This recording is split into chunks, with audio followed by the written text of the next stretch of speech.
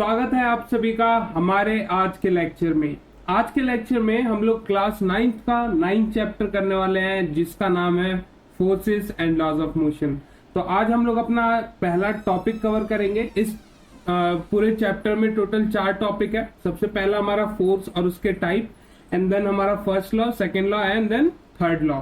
तो हम लोग हर एक वीडियो में हर एक टॉपिक कवर करेंगे ताकि आपको समझने में आसानी हो। तो स्टार्ट करते हैं अपने आज के पहले सवाल के साथ, जो कि है व्हाट इज फोर्स। तो फोर्स क्या है? तो किसी भी ऑब्जेक्ट पे जब मैं पुश या पुल करूं, ठीक है, किसी भी ऑब्जेक्ट को मैं पुश या पुल करूं तो उसकी वेलोसिटी में जो चेंज आता है, उस जो चेंज आया है किसकी वजह से आया है? वो आया है फोर्स की वजह से। किसकी वजह से आया है? वो फोर्स की वजह से आया है। क्लियर?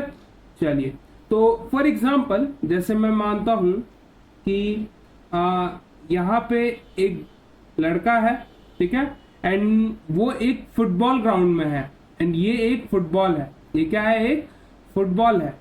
तो अब ये आता है, आया, ठीक है, कुछ दूर आया, अब इसकी पोजीशन यहाँ पे हो गई है, ठीक है। तो अब ये आके क्या कर रहा है? इसको किक कर रहा है। तो इसकी जो इनिशियल पोजीशन थी वो है ये, लेकिन जब इसने पांव से अपने फोर्स लगाया, ठीक है, यानी ये पहले रेस्ट पे था, उसके बाद इसने किक कर दिया, तो ये कुछ दूर रोल हुई और फिर यहां जाके स्टॉप हो गई, ठीक है। तो ये जो चेंज आया इसकी वेलोसिटी में, इसके जो डिस्टेंस है उसमें, ठीक है, तो उसको मैं क्या कह रहा हूं? किसकी वजह से आ रहा है? वो फोर्स की वजह से आ रहा है। वो किसकी वजह से आ रहा है? वो फोर्स की वजह से आ रहा है। क्लियर? चलिए, तो अब आगे बढ़ते हैं कि force has both magnitude and the direction making it a vector quantity.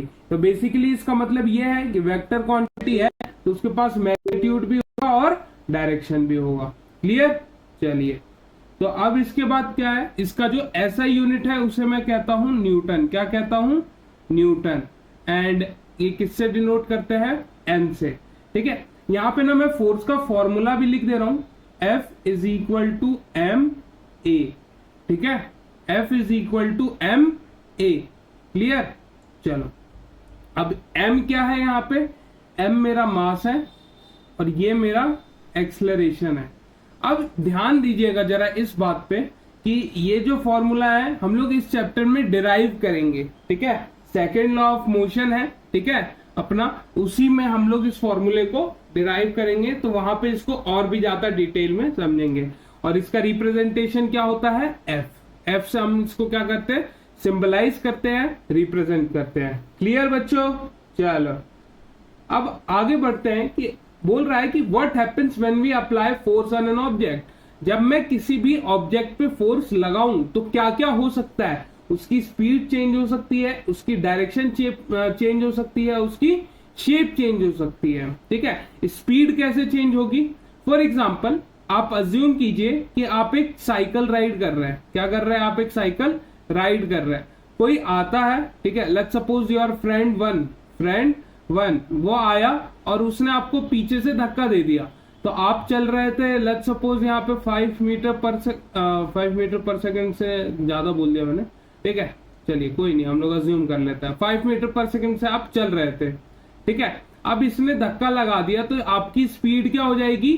थोड़ी सी बढ़ जाएगी। बढ़ के कितनी? लेट्स सपोज हम लोग मान लेते हैं 6 मीटर पर सेकंड। ज्यादा जोर से धक्का नहीं दिया है, ठीक है, ज्यादा जोर से देगा तो गिर भी जाएंगे आप लोग, ठीक है। अब ये क्या हुआ? यहाँ पे स्पीड चेंज हुई। पहले कितनी थी? 5 मीटर पर सेकंड, लेकिन अब कितनी हो गई? 6 मीटर पर सेकंड।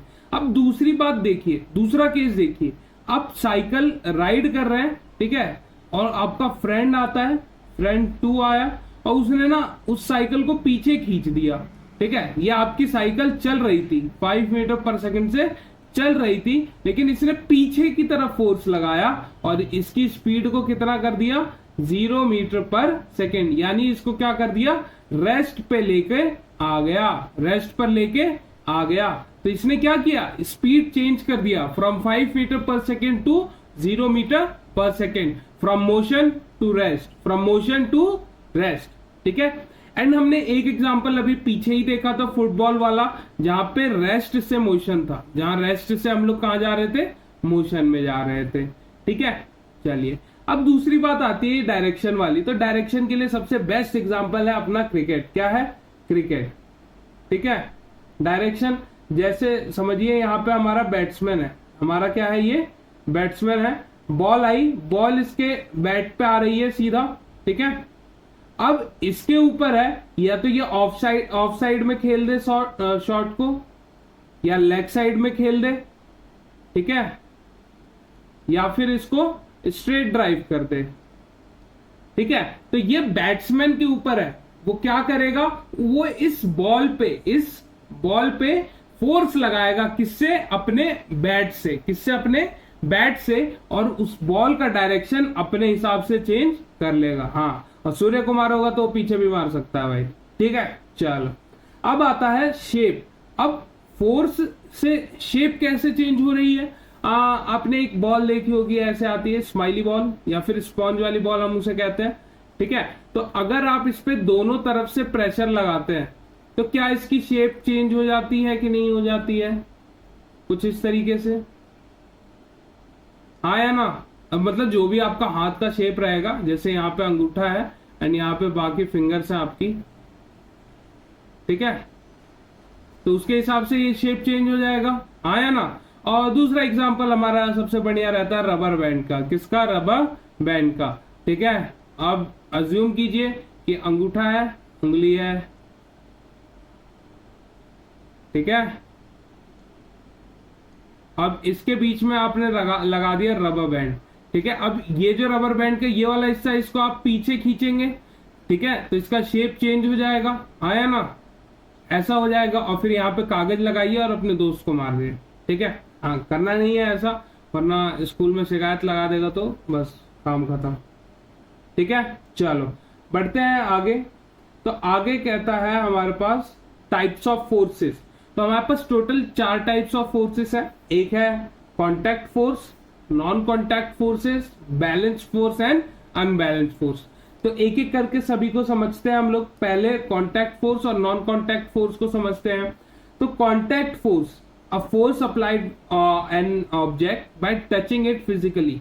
जब भी आप किसी ऑब्जेक्ट को, ठीक है, उसके मोशन में चेंज ला रहे हैं, कैसे, उसको फिजिकली टच करके। ठीक है, तो उसको मैं क्या कहूंगा, कॉन्टैक्ट फोर्स कहूंगा। फॉर एग्जांपल ये जो बॉक्स है, इसको मैं क्या कर रहा हूं, कैरी कर रहा हूं। अब कैरी करने के लिए क्या करना पड़ेगा, मुझे फोर्स लगाना पड़ेगा। ठीक है, फोर्स लगाना पड़ेगा। ठीक है, किसके अगेंस्ट, ये ग्रेविटी के अगेंस्ट। ठीक है, ग्रेविटी इसको नीचे ले जा रही है, हम लोग इसको सामने ले जा रहे हैं। ठीक है, चलिए अब दूसरी बात ये देखिए, पुश चेयर। ये देखिए ये जो ऑब्जेक्ट है, इसके साथ ये जो लड़का है, ये फिजिकली कांटेक्ट है। अब यहाँ पे देखिए चेयर के साथ ये लड़का फिजिकली कांटेक्ट कैसे है, अपने हैंड के अकॉर्डिंग। ठीक है, अपने हैंड के अकॉर्डिंग। अब क्या कर रहा है, अब आपको पता ही है, यहाँ पे चेयर खेलेगा। ठीक है, इसको आगे करेगा। या फिर मैं यहाँ पे एग्जांपल डोर का भी ले सकता था। डोर को पुश करूंगा तो खुल जाएगा, है ना। पुश करने से भी खुलता है, पुल करने से भी खुलता है। ठीक है, तो सिमिलरली ये इसको आगे अगर करूंगा तो ये पुश कहलाएगा, और अगर पीछे करूंगा तो ये मेरे को पुल कहलाएगा। ठीक है, या फिर अगर आपने देखा होगा वेट लिफ्टर्स को, तो क्या करते हैं, बैठे रहेंगे एंड यहाँ पे हमारा डंबल, लेट्स सपोज डेडलिफ्ट कर रहा है। ठीक है, तो ये इसको उठाएगा एंड देन इसको ये ऊपर ले जाएगा, तो वो भी एक फोर्स लगा रहा है। इसको उठाने के लिए क्या कर रहा है, अगर इसको अपवर्ड ले जाना है तो इसको ग्रेविटी के अगेंस्ट क्या लगाना पड़ेगा, फोर्स लगाना पड़ेगा। क्या लगाना पड़ेगा, फोर्स लगाना पड़ेगा। क्लियर है, चलो। अब नॉन कॉन्टैक्ट फोर्स क्या होता है, अब नाम से ही स्पष्ट है, नॉन कॉन्टैक्ट, बिना कॉन्टैक्ट में बिना कॉन्टैक्ट में आए लगाया हुआ फोर्स। तो उसको मैं क्या कहूंगा, non contact force, a force applied to an object without touching it physically. For example क्या होगा, हमारा मैग्नेट देखा होगा आपने। ठीक है, या फिर सबसे बड़े एग्जांपल क्या रहता है अपना कॉम्ब का। ये कॉम्ब है मेरी, ठीक है, एंड पीस ऑफ पेपर्स, छोटे छोटे पेपर्स। ये तो आपने बचपन में ये किया भी होगा, है ना। क्या होगा, इसको आप पहले अपने हेड पे रब करेंगे, रब ऑन हेड, रब ऑन हेड। तो इसमें क्या आ जाएगा, ये चार्ज हो जाएगा, ये क्या हो जाएगा, चार्ज हो जाएगा। ठीक है, अब ये जो चार्ज है ना, ये जो कागज, ये छोटे छोटे पीसेस हैं, इसको अट्रैक्ट कर लेगा, इसको क्या कर लेगा, अट्रैक्ट, अपनी तरफ खींच लेगा किसी फोर्स से। ठीक है, तो यहाँ पे ये बिना फिजिकली कांटेक्ट आए इसको क्या कर रहा है, उठा ले रहा है। सिमिलरली हमारा जो ये मैग्नेट आप देख पा रहे हैं, ये जो यहाँ पे आयरन नेल्स है, आयरन नेल्स है, ये पहले कुछ दूर पे रखी होंगी और फिर जैसे ही मैं मैग्नेट को लेके गया हूंगा तो ये जब इसके मैग्नेटिक फील्ड में आए होंगे नेल्स, तो इससे क्या हो गए होंगे, अट्रैक्ट। क्लियर है बात? चलिए, अब आता है हमारा अगला बैलेंस्ड एंड अनबैलेंस्ड फोर्स। ठीक है, तो अब बैलेंस फोर्स क्या होता है कि if the resultant of applied force is equal to zero, जब भी हम लोग टोटल फोर्स लगाकर वहां पे उसको जीरो कर दे, उसको क्या कर दे, जीरो कर दे। फॉर एग्जाम्पल यहां पे देखिए एक बॉक्स है हमारे पास, ठीक है, मैं यहाँ पे 5 न्यूटन फोर्स लगा रहा हूं।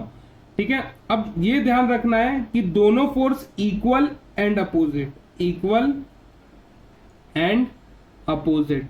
ठीक है, अब मान लो अगर मैं इधर से लगा दे रहा हूं 7 न्यूटन का फोर्स, कितने का लगा दे रहा हूं, 7 न्यूटन का फोर्स लगा दे रहा हूं, तो 7 न्यूटन यहाँ पे टोटल कितना, 12 न्यूटन हो गया। तो लेट्स सपोज मैं यहाँ पे 3 न्यूटन एंड यहाँ पे मैं 4 न्यूटन फोर्स लगा दे रहा हूं। ठीक है, 3 एंड ये मेरा 4 न्यूटन। तो ये टोटल ऐड करेंगे आप राइट हैंड साइड और टोटल ऐड करेंगे लेफ्ट हैंड साइड, तो यहाँ पे आपको नेट 12 न्यूटन देखने को मिलेगा इस साइड, और इधर के साइड भी कितना आपको नेट 12 न्यूटन देखने को मिलेगा। यानी जब दोनों तरफ से इक्वल अमाउंट ऑफ फोर्स लगे तो ये जो ऑब्जेक्ट है जिसपे फोर्स लग रहा है ये अपनी पोजीशन को चेंज नहीं करेगा, अपने स्टेट ऑफ मोशन को चेंज नहीं करने वाला। क्लियर है? यहां पे देख लीजिए दूसरा पॉइंट वही लिखा हुआ है, state of an object remains same.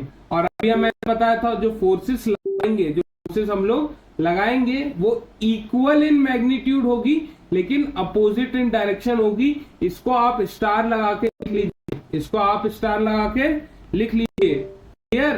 चलिए, और अब बोलता है it can change the shape and size of an object. तो यार ये तो फोर्स की बेसिक प्रॉपर्टी ही थी ना, थी या नहीं थी?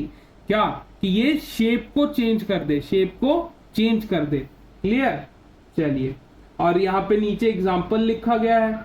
ठीक है, वही स्पॉन्ज बॉल का हमें एग्जाम्पल यहाँ पे दिया गया है कि अपोजिट साइड पर अगर मैं सेम अमाउंट ऑफ फोर्स लगा रहा हूं, ठीक है, ये बॉल है, इधर से लगा रहे हैं कुछ Newton force x Newton and ये x न्यूटन फोर्स यहां से भी लगा रहा हूं, तो इसका जो शेप है ना वो चेंज हो जाएगा, उसका शेप क्या हो जाएगा, चेंज हो जाएगा। क्लियर? चलो, और ये याद रखिएगा जितना ज्यादा मास होगा उतना ज्यादा आपको फोर्स लगाना पड़ेगा उसकी शेप को चेंज करने के लिए। ठीक है, चलो, अब यहां पे आता है हमारा अनबैलेंस्ड फोर्स का कंसेप्ट, और यही अनबैलेंस्ड फोर्स हमको देगा अपना फर्स्ट लॉ ऑफ मोशन। ठीक है, तो इसको बड़े ध्यान से समझिएगा। क्या है कि अगर उस बैलेंस में क्या आ रहा था, नेट रिजल्टेंट 0 आ रहा था, तो इसमें क्या होगा, ग्रेटर देन 0, ग्रेटर देन 0। बस यही एक कैच है अनबैलेंस फोर्स में, रेस्ट सारी चीजें हमें सेम ही देखने को मिलती है। क्या मतलब सेम थोड़ी थोड़ी सी, जैसे ये शेप चेंज कर सकता है and size of an object change कर सकता है। अब देखिए, अब ना यहाँ पे हम लोग अनबैलेंस फोर्स अप्लाई कर रहे हैं, तो हमारा जो स्पीड होगा या फिर मैं कहूँ जो पोजीशन होगा ऑब्जेक्ट का वो चेंज जरूर होगा। ठीक है, चेंज किस डायरेक्शन में होगा, जिस साइड हम लोग ज्यादा फोर्स लगा रहे हैं। लेट्स सपोज ये बॉक्स है, इधर से मैं लगा रहा हूँ 10 न्यूटन फोर्स एंड यहां से लगा रहा हूं मैं 7 न्यूटन फोर्स। तो आपको क्या लगता है ये बॉक्स किधर मूव करेगा, किधर मूव करेगा, यहाँ पे हमें इस साइड मूव करेगा, और कितने न्यूटन फोर्स के साथ, तो नेट हमारा 3 न्यूटन फोर्स के साथ। क्लियर है? चलो, अब यहाँ पे एक चीज और है, एक गेम है हमारा tug of war, tug of war. तो वो भी बेसिकली इसी प्रिंसिपल पे बेस्ड है, अनबैलेंस फोर्स पे। क्या होता है, रस्सी होगी, यहाँ पे कुछ लड़के इसको खींच रहे होंगे, ठीक है, यहाँ पे होंगे और कुछ लड़के यहाँ पे होंगे। ठीक है। तो ये इसको इधर खींच रहे हैं, ये इसको इधर खींच रहे हैं। अब जिधर ज्यादा फोर्स लगाएगा, जो ग्रुप ऑफ बॉयज होंगे या ग्रुप ऑफ गर्ल्स होंगी या दोनों एक साथ भी हो सकते हैं, ठीक है, तो वो जिस तरफ ज्यादा फोर्स लगाएंगे, ठीक है, लेट्स सपोज अगर राइट हैंड साइड ज्यादा फोर्स लग रहा है तो ये वाली टीम इनको इधर घसीट के गिरा देगी और जीत जाएगी। क्लियर? तो यही कंसेप्ट था हमारा बैलेंस फोर्स और अनबैलेंस फोर्स के बारे में। ठीक है, चलिए तो आज के लिए बस इतना ही। मिलते हैं आपसे नेक्स्ट लेक्चर में with first law of motion. बहुत मजा आएगा आपको। तो मिलते हैं आपसे नेक्स्ट लेक्चर में, तब तक के लिए कीप प्रैक्टिसिंग।